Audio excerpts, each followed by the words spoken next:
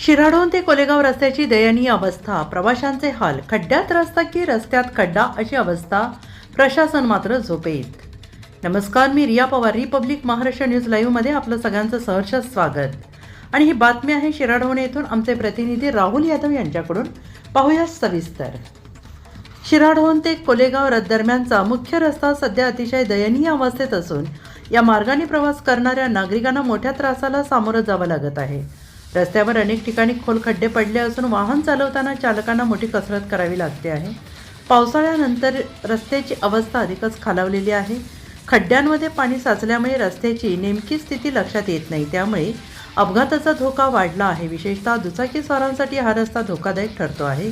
तसेच 2 चाकी 4 चाकी शेतमाल वाहतूक करणाऱ्या वाहनांना या रस्त्यामुळे अडथळे निर्माण होत असून वेळ आणि इंधनाचा अपव्यय होतो आहे.